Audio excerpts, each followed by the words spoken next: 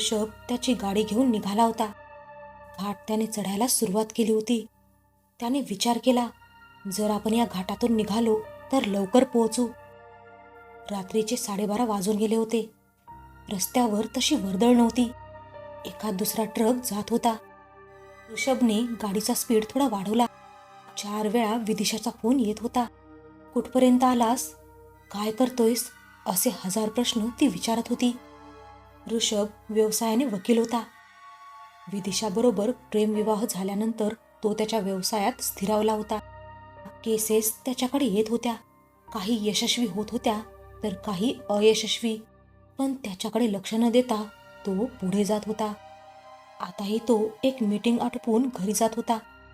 रात्रीच्या सुनसान रस्त्यावर ऋषभची गाडी धावत होती. एका वळणावर त्याला अचानकच ब्रेक मारावा लागला. त्याने समोर पाहिले. एक तिशीतील बाई, केस सोडून पांढऱ्या साडीतील बाई रस्त्याच्या मधोमध उभी होती. ऋषभने हेडलाईट चालू ठेवली होती. त्या प्रकाशात तो तिला पाहत होता. त्याने घड्याळ पाहिले. रात्रीचा 1 वाजत आला होता. यावेळी ही बाई इथे काय करते? आजूबाजूला तर वस्ती किंवा गावी दिसत नव्हते. ती बाई चालत चालत त्याच्या गाडीजवळ आली. मला निशांत नगरपर्यंत लिफ्ट मिळेल का? तिने गाडीच्या दरवाजाच्या खिडकीतून वाकून पाहत म्हणाली. निशांत नगर? मी पण तिथेच चाललो आहे. या, बसा. ऋषभ तिच्याकडे पाहत म्हणाला. त्या बाईने गाडीला वळसा घालून दुसऱ्या बाजूला आली आणि दरवाजा उघडून आत बसली. ऋषभने गाडी चालू केली. गाडी निशांत नगरच्या दिशेने चालली होती. माझे नाव मानिनी जानकर आहे, ती बाई अचानकच म्हणाली. माझे नाव ऋषभ आहे आणि मी वकील आहे, तो समोर रस्त्यावर पाहत म्हणाला. माहिती आहे मला. मानिनी सुद्धा रस्त्याकडे शून्य नजरेने पाहत म्हणाली. तुम्हाला माहिती आहे? तुम्ही ओळखता मला? तिच्याकडे काही क्षण पाहून परत रस्त्याकडे पाहत तो म्हणाला. तसं व्यक्तिशा नाही ओळखत, मानिनी म्हणाली. तुम्ही निशांत नगरमध्ये राहता का? राहत होते, पण आता नाही, गंभीर स्वरात ती म्हणाली. मी नाही समजलो. समोरच्या रस्त्याकडे पाहत तो म्हणाला. खरं म्हणजे मी तुमचीच वाट पाहत उभे होते, मानिनी म्हणाली. माझी वाट पाहत? अहो, मग घाटात कशाला उभं राहायचं? उद्या सकाळी घरी यायचं होतं ना, किंवा ऑफिसमध्ये यायचं. नाही, ते शक्य नव्हतं. मला एका केससाठी तुमची मदत पाहिजे होती, मानिनी समोर पाहत म्हणाली. कोणती केस? ऋषभ गाडी चालवत काही क्षण तिला पाहत म्हणाला. अजून ती केस दाखल नाही झालीये. दाखल नाही झाली? मग दाखल करायची आहे का? हो, माझ्या खुनाची केस. ती असं म्हणताच त्याने अचानकच गाडीला ब्रेक मारला. तुमच्या खुनाची केस? तिच्याकडे पाहत तो म्हणाला. हो, तुम्ही जे ऐकताय ते खरं ऐकत आहात. त्याच्याकडे पाहत ती म्हणाली. अहो, माझ्यासमोर जित्या जागत्या आहात आणि खून झाल्याचे सांगत आहात. वकील साहेब, मी जिवंत नाहीये. हे माझे आत्म्याचे रूप आहे, मानिनी म्हणाली. त्याने तिच्याकडे पाहिले. तो थोडा विचार करत राहिला. वकील साहेब, तुम्ही जो विचार करता आहात तो बरोबर आहे, ती शून्य नजरेने समोर पाहत म्हणाली. मी तुम्हाला माझी कर्मकहाणी सांगते. 6 महिन्यांपूर्वी माझं लग्न राकेश जानकर याच्याशी झालं होतं. माझ्या वडिलांकडून गडगंज हुंडा घेतला. पहिले 3 महिने त्यांनी मला सुखात ठेवले, पण नंतर पैशासाठी माझ्या मागे तगादा लावला. त्यासाठी माझा छळ करायला सुरुवात केली. मी पैशासाठी वडिलांकडे जात नाहीये हे पाहून मला माझ्या सासूने आणि नवऱ्याने छळ करून मारले. त्यासाठी मला न्याय हवाय. न्याय? तो चक्रावला होता. एक आत्मा आपल्याकडे न्याय मागतोय. खरं म्हणजे त्याचा भूताखेतांवर, आत्म्यावर अजिबातच विश्वास नव्हता. पण समोर एका बाईचा अतृप्त आत्मा बसला आहे. विश्वास ठेवण्याशिवाय पर्याय नव्हता. मानिनी, तुम्ही पोलिसांकडे जायला हवं होतं. वकील साहेब, मी तुम्हाला सांगितले ना की मी एक आत्मा आहे. माझ्या वडिलांनी सासू आणि नवऱ्याच्या विरुद्ध निशांत पोलीस स्टेशनला तक्रार केली होती, पण पैशाच्या जोरावर ते सुटून गेले. हे कसं घडलं? आणि आता पुरावे पण नाहीसे झाले असतील. वकील साहेब, सासू आणि नवऱ्याने मला जाळून मारले आहे. नवऱ्याने सिलेंडरचा कॉक चालू ठेवला होता आणि सासूने गॅसचा कॉक बिघडलाय. तेव्हा आजचे जेवण स्टोव्हवर बनवायला सांगून दोघंही बाहेर गेले. मी जेव्हा स्टोव्ह पेटवायला घेतला तेव्हा सिलेंडरचा स्फोट होऊन त्यात मी मेले, मानेनी म्हणाली. त्यावेळी पोलिसांनी पैसे खाल्ले असे तुम्ही म्हणता, पण पोलिसांनी पैसे खाल्ले नसतील आणि त्यांना पुरावा मिळाला नाही, म्हणून तुमच्या सासूला आणि नवऱ्याला सोडावं लागलं असेल, तो वकिली भाषेत म्हणाला. वकील साहेब, मी मेल्यानंतर अशी आत्मा बनून तुमच्याशी बोलायला आली नसती. तुम्हीच मला या योनीतून मुक्त कराल अशी आशा होती, पण तुम्हीच हार मानली तर काय बोलणार. आणि ती त्या गाडीतून बाहेर आली आणि अंधारात लुप्त होऊन गेली. ऋषभ ती लुप्त झाली त्या अंधारात पाहत राहिला. काही क्षण तो तसाच पाहत राहिला. तेवढ्यातच त्याचा मोबाईल वाजला आणि तो भानावर आला. त्याने मोबाईल पाहिला. तो विदिशाचा कॉल होता. रस्त्यातच आहोत, अर्ध्या तासात पोहोचतो असं म्हणून त्याने फोन बंद केला आणि गाडी चालू करून गाडी चालवायला लागला. त्याने घराच्या बाहेर गाडी लावली. रस्त्यातून येता येता तो मानिनीचाच विचार करत होता. आपल्या बाबतीत जे घडले आहे ते एकदम अघटित होते. एक आत्मा आपल्याकडे न्यायाची अपेक्षा करतोय. विदिशाला हे सांगायचे की नाही याचाच विचार तो करत दरवाजाजवळ आला. घरातली लाईट चालू होती. तो चावीने दरवाजा उघडणार तेवढ्यातच घराच्या बाजूला कोणीतरी उभे असल्याचे दिसले. त्याने निरखून पाहिले तेव्हा ती मानिनीच होती. वकील साहेब, विचार करा आणि मला न्याय मिळवून द्या असं म्हणून ती परत लुप्त होऊन गेली. तो दरवाजा उघडून आत आला. विदिशा त्याचीच वाट पाहत होती. काय रे ऋषभ, किती उशीर? काळजी लागून राहिली होती ना?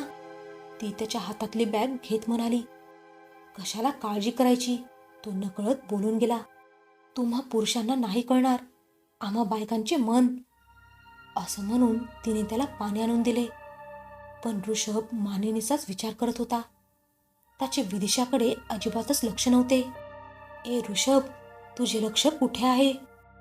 असं म्हणताच त्याने तिच्याकडे पाहिले आणि त्याने तिच्या हातातून पाणी घेतले. काही घडलं आहे का? कसल्या विचारात होता?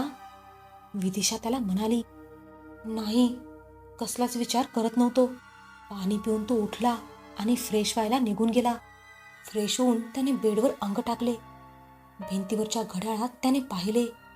रात्रीचे 2:30 वाजत आले होते. विदिशा केव्हा झोपून गेली होती. प्रवासाच्या थकव्याने सुद्धा त्याला झोप येत नव्हती. त्या मानिनीचाच विचार तो करत होता. आताही ती न्यायाच्या अपेक्षेने आली होती. त्याचे डोळेच मिटत नव्हते. मानिनीचा चेहरा त्याच्या डोळ्यासमोर येत होता. विचार करता करता त्याचा केव्हा तरी डोळा लागला. दुसऱ्या दिवशी रविवार होता. काल थकून आला म्हणून त्याला झोपू दे असा विचार विदिशाने केला होता आणि ती तिची कामं आटपत राहिली. ऋषभने डोळे उघडले. समोरच्या घड्याळाकडे पाहिले. 9:30 वाजून गेले होते. तो उठला आणि फ्रेश होऊन बाहेर येऊन बसला. अरे, तू उठलास? थकला असशील म्हणून नाही उठवलं तुला. तू बस, मी चहा घेऊन येते, ती किचनमध्ये जात म्हणाली. ऋषभ काहीच म्हणाला नाही. तो उठल्यापासून काल रात्रीचीच घटना आठवत होता. त्याच्या डोक्यातून मानिनीचा विचार जातच नव्हता. विदिशा चहा घेऊन आली तरी तिच्याकडे त्याचे लक्ष नव्हते. ए ऋषभ, चहा आणलाय, तुझं लक्ष कुठे आहे? त्याच्या हातात चहा देत ती म्हणाली. त्याने चहाचा कप घेतला आणि चहा प्यायला लागला. त्या विचारात त्याने चहाचा पहिला घोट घेतला आणि त्याची जीभ भाजली गेली आणि तो एकदमच भानावर आला. अरे हळूहळू, गरम चहा होता, ती त्याच्याकडे पाहत म्हणाली. तो कप ठेवून उठला आणि बेडरूमकडे जायला लागला. तेव्हा त्याच्या मागोमाग विदिशाही आत आली. ऋषभ, काल रात्रीपासून पाहते तू कसल्या तरी विचारात आहेस. नक्की काय झाले आहे? विदिशा त्याचा चेहरा हातात घेत म्हणाली. त्याने तिच्याकडे पाहिले. हिला आपण सर्व सांगावं, त्यातून काहीतरी पर्यायी मार्ग निघेल असा त्याने विचार केला. तो उठला आणि रात्रीची सर्व गोष्ट तिला सांगितली. ते ऐकून ती बेडवर बसली. तुला माहितीये का, तू एका आत्म्याला भेटून आलायस. विदिशा, मी हे आत्मा भूतखेत मानत नाही. मी एक वकील आहे आणि कायद्यात अशा भ्रमित गोष्टींना स्थान नाहीये. ऋषभ म्हणाला, मान्य आहे, पण हे तुझ्या बाबतीत घडलंय. मग तुझ्या कायद्याला अजून कसले पुरावे पाहिजेत? विदिशा म्हणाली, हाच मी विचार करतोय. स्वप्न होते की वास्तव? ऋषभ म्हणाला, मग तुझा आता निर्णय काय आहे? तूच सांग, मी काय करावं? म्हणून तर तुला सांगितले ना मी. ऋषभ म्हणाला. ती थोडा वेळ शांत राहिली.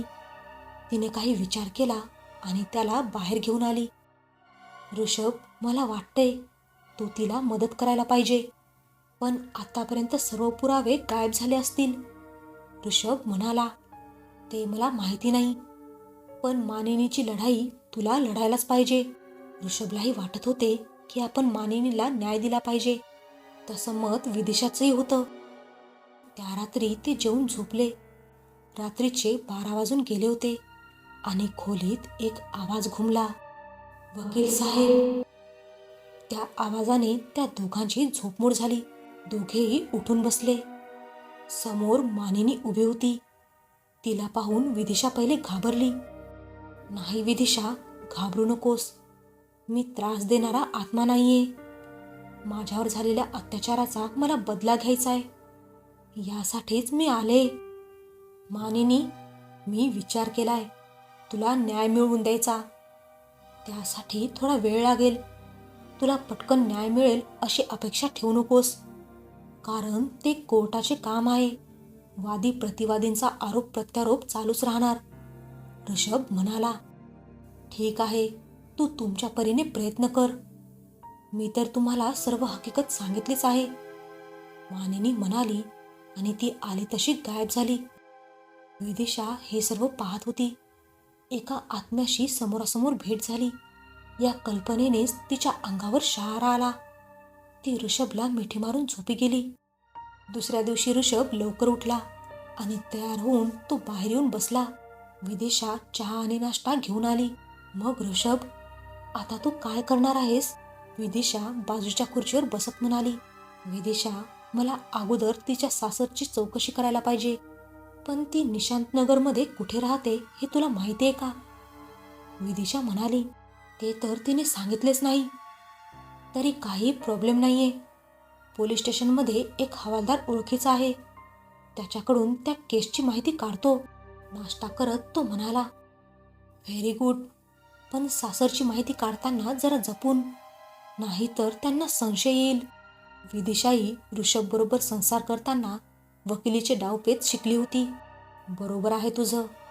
चहा संपवत तो म्हणाला आणि टेबलवरची बॅग घेऊन तो उठला.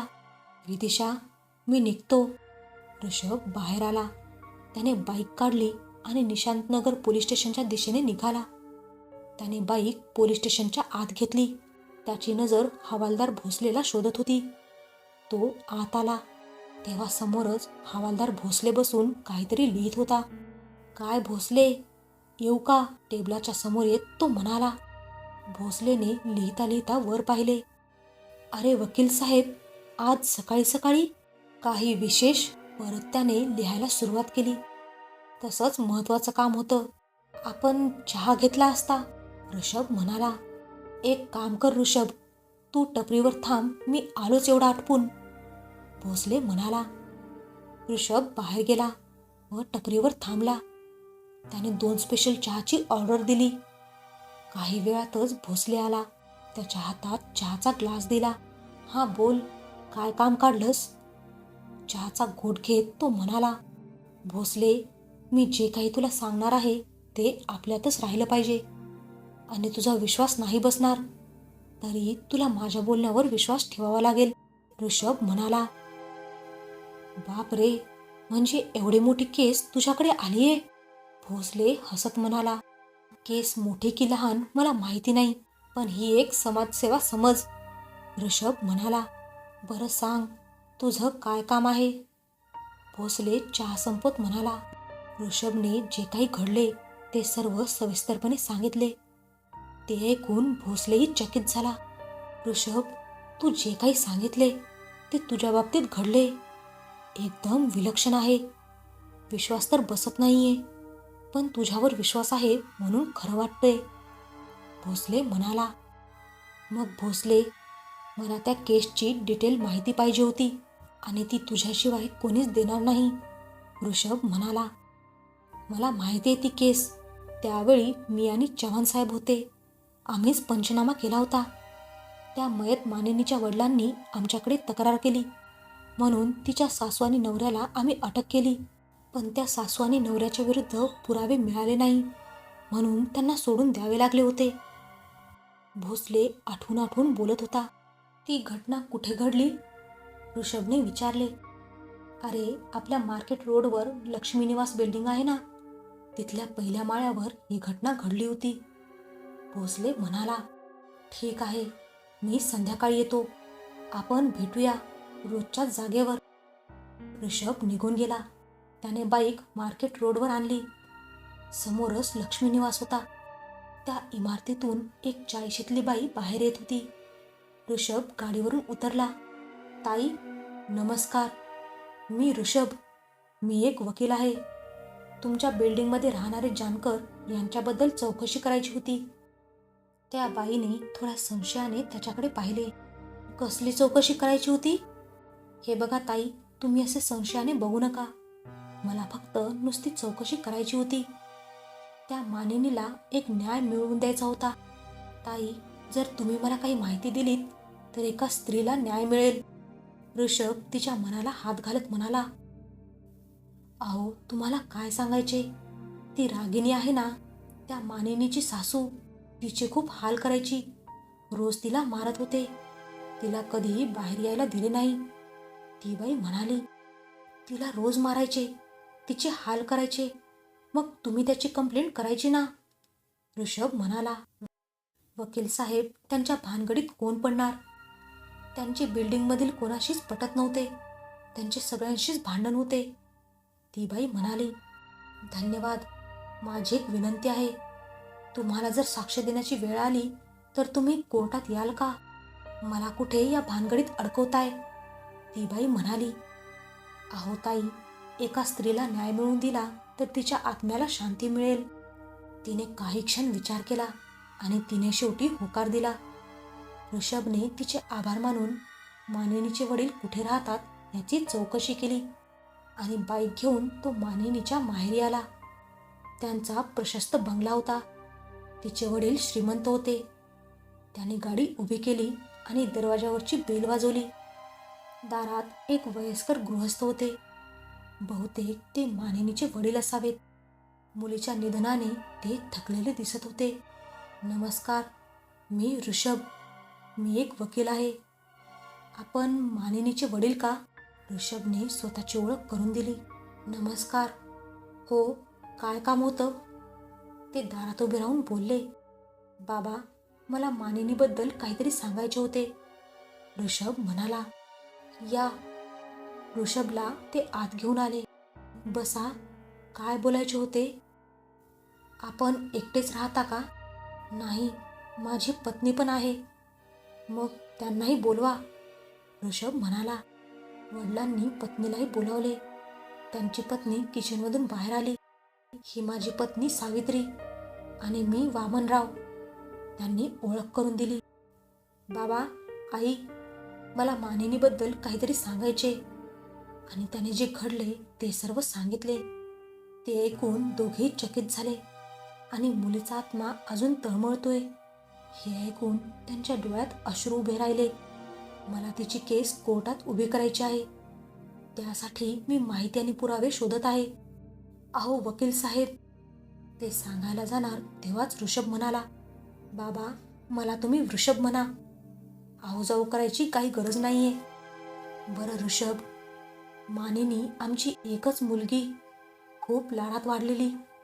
एका नातेवाईकाच्या ओळखीने जानकरचे स्थळ आले होते. ती माणसे मला खूप चांगली वाटली म्हणून मी बोलणे पुढे चालू केले. त्यांचे मानपान सांभाळले. त्यांच्या मागण्या मान्य केल्या. वामनराव बोलताना हळवे होऊन बोलत होते. त्या दोघांच्याही डोळ्यातून अश्रू ओघळत होते. त्यांच्या काय काय मागण्या होत्या. ऋषभ एक एक माहिती गोळा करत होता. त्यांनी bike, fridge, LED TV, washing machine, furniture हे सगळं त्यांनी मागितलं होतं. अहो बाबा, त्याचवेळी तुम्हाला समजायला पाहिजे होतं की हे लोक लालची आहेत. त्याचवेळी तुम्ही हे लग्न मोडायला पाहिजे होतं. तो म्हणाला, तुझे बरोबर आहे, मला त्यावेळी समजायला पाहिजे होतं. पण मुलीच्या प्रेमाखातर मी आंधळा झालो होतो. त्यांच्या मागण्या पूर्ण केल्या. ठीक आहे बाबा, जे झालं ते झालं. तुम्ही या वस्तू त्यांच्या घरी घेऊन गेला होतात की हॉलवर? ऋषभ म्हणाला, नाही, त्यांनी मला सांगितले की या वस्तू डायरेक्ट घरी पाठवा. ह्या वस्तू तुम्ही कुठून ऑर्डर केल्या होत्या? आकांक्षा इलेक्ट्रॉनिक्स दुकान आहे ना, एकाच दुकानातून या वस्तू पाठवल्या. कुठे आले हे दुकान? इथेच पुढे गेल्यावर, नाक्यावरच आहे. बरं, मानिनीने छळ होतोय याबद्दल तुमच्याकडे तक्रार केली होती का? मरण्याच्या 1 दिवस अगोदर तिला फोन करून सांगितले होते, म्हणून आम्ही नंतर तिला भेटायला जाणार होतो. पण ही घटना घडली. ठीक आहे, तो उठत म्हणाला, मला तुमच्या मुलीला न्याय द्यायचा आहे. त्यासाठी तुमच्या तक्रारीची जरुरी लागेल. केव्हाही मला फोन करा, मी हजर होईन. तुमचे उपकार मी जन्मभर विसरणार नाही. तुमची जी काय फी असेल ती पण द्यायला तयार आहे. अहो बाबा, तुम्ही मला लाजवता आहात. मला फीची जरुरी नाही आहे. फक्त कोर्टात केस उभी राहिली की त्यासाठी लागणारा खर्च तुम्ही करा. येतो मी. ऋषभ बाईक घेऊन नाक्यावर आला. त्याने आजूबाजूला पाहिले तेव्हा आकांक्षा इलेक्ट्रॉनिक्स दुकान दिसले. जरा मोठेच दुकान होते. तो दुकानात गेला. समोरच काउंटरवर एक जण बसला होता. नमस्कार, मी ऋषभ, मी वकील आहे. मला काही चौकशी करायची होती. त्या माणसाने त्याच्याकडे पाहिले. बोला, मी या दुकानाचा मालक आहे. तुम्ही वामनराव यांना ओळखता का? वामनराव? हां, काही दिवसांपूर्वी त्यांच्या मुलीचे निधन झाले. हां, तेच वामनराव. त्यांच्या मुलीच्या बाबतीत काही चौकशी करायची होती. अहो साहेब, त्यांच्या मुलीच्या लग्नात आमच्याकडूनच सर्व वस्तू त्यांनी खरेदी केल्या होत्या. मालक म्हणाले. मालक, 6 महिन्यांपूर्वी त्यांनी या वस्तू खरेदी केल्या. त्याच्या पावतींची नक्कल प्रत मिळेल का? आणि त्या कुठे पाठवल्या याचे डिटेल्सही. थांबा, मी बघतो. आणि त्याने कॉम्प्युटरवर शोधून त्या पावत्यांच्या प्रिंट काढल्या. ज्या मजुरांनी त्या जानकरच्या घरी वस्तू पोहोचवल्या त्यांचीही माहिती काढली. त्यांच्याकडून माहितीही गोळा केली. पावत्यांवर राकेश जानकरचे नाव होते, पण चेक वामनरावांनी दिले होते. तसेच त्याने बाईकच्या शोरूममध्ये जाऊन तशीच माहिती घेतली आणि तो निशांतनगरला एका बारमध्ये येऊन बसला. भोसले आणि ऋषभची याच बारमध्ये भेट झाली होती. त्याने भोसलेला फोन केला. तो रस्त्यातच होता. काही वेळातच भोसले आला. त्याच्या हातात पेपर होते. त्याला ते दिले आणि भोसले समोरच्या खुर्चीत बसला. ऋषभ, मी माझ्या जिम्मेदारीवर ह्या पेपरची झेरॉक्स आणली आहेत, तरी सांभाळून, नाहीतर माझी नोकरी जाईल. भोसले म्हणाला, काळजी करू नकोस, कुठेही ओपन होणार नाहीये हे. बॅगेत ते पेपर ठेवत तो म्हणाला. नंतर त्यांनी मर्यादित ड्रिंक्स घेतले आणि निघून गेले. ऋषभ घरी आला. विदिशा त्याचीच वाट पाहत होती. तो फ्रेश होऊन बाहेर आला आणि त्याने भोसलेने दिलेले पेपर काढले. ऋषभ, मानिनीच्या केसला सुरुवात झाली आहे का? विदिशा त्याच्या बाजूला बसत म्हणाली. विदिशा, सुरुवात झालीये. हे बघ, त्यावेळी केलेल्या पंचनाम्याची प्रत. तिला दाखवत तो म्हणाला. विदिशा, यात लिहिले आहे की जळलेला स्टोव्ह मिळालाय, जो स्फोटात पूर्णपणे जळून गेला होता. सिलेंडरच्या साईडच्या भिंतीचा काही भाग कोसळला होता. काही साक्षीदारांच्या नोंदी पण आहेत. खूप मोठा आवाज झाल्याचे त्यांनी सांगितले आणि मोठा आगीचा ज्वाल खिडकीतून बाहेर आला होता. पण ऋषभ, जर गॅस होता तर ती स्टोव्ह का पेटवायला गेली? विदिशा म्हणाली. गॅसचा कॉक बिघडला होता म्हणून स्टोव्हवर जेवण बनवायला सांगितलं होतं. ऋषभ म्हणाला. म्हणजे हा त्या दोघांचा प्लॅन होता तर? विदिशा म्हणाली. दुसरे असे की स्टोव्ह जर फुटला असता तर एवढा स्फोट झाला नसता. भिंतीला तडे गेले नसते, आगीचा ज्वाळ निघाला नसता. ऋषभ विचार करत म्हणाला, बरोबर, याचा अर्थ सिलेंडरचा स्फोट झाला आणि त्याच्यातून गॅस लीक करून ठेवला असेल. विदिशा म्हणाली. ऋषभने पंचनामा पूर्ण वाचून काढला. जेवताना दोघांनी त्यावर खूप चर्चा केली. रात्री ते मानिनीची वाट पाहत होते. 12 वाजून गेले आणि मानिनी त्यांच्यासमोर प्रकट झाली. तुम्ही माझी वाट पाहत होता? मानिनी म्हणाली. हो, तुला आनंदाची बातमी सांगायची होती. विदिशा खुश होत म्हणाली. मला माहिती आहे विदिशा, आज मी पूर्ण दिवसभर ऋषभ बरोबरच होते. तो माझ्या माहेरी पण गेला होता, माझ्या आईवडिलांना पण भेटला होता. हे सर्व मी पाहत होते. मानिनी म्हणाली. काय बोलते? मानिनी, तू माझ्या बरोबर होतीस? ऋषभ चकित होऊन म्हणाला.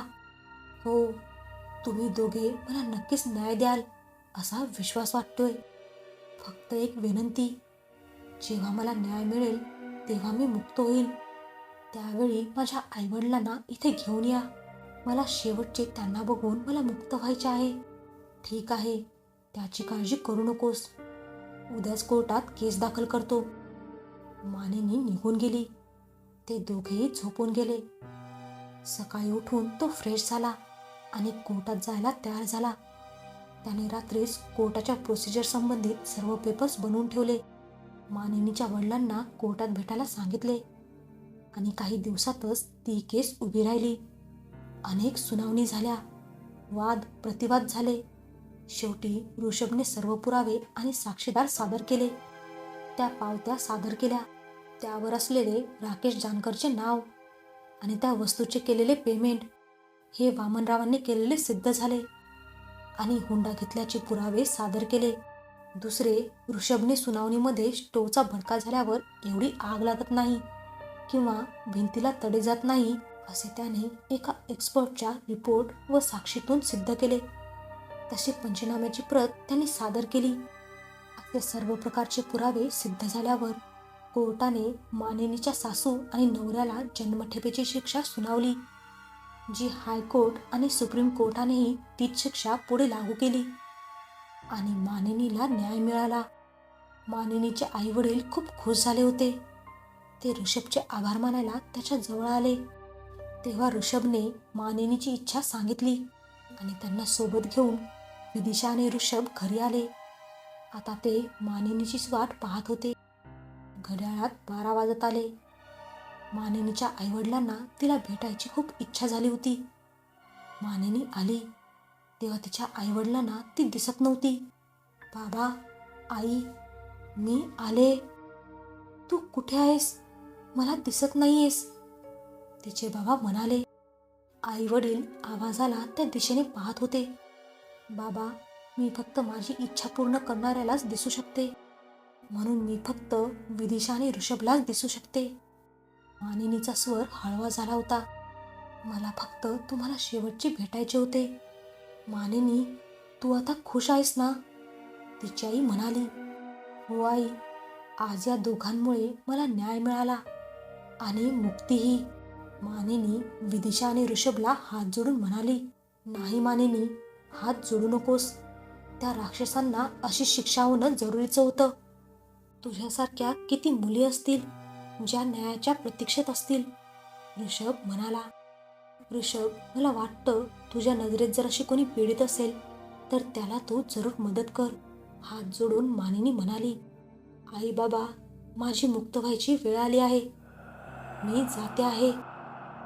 आणि मानिनी हवेत मुक्त होऊन गेली. बाबा, ती गेली, ऋषभ त्यांच्या जवळ जात म्हणाला. आई बाबा मुलीच्या विरहाने रडत होते. विदिशा आणि ऋषभ त्यांचे सांत्वन करत होते.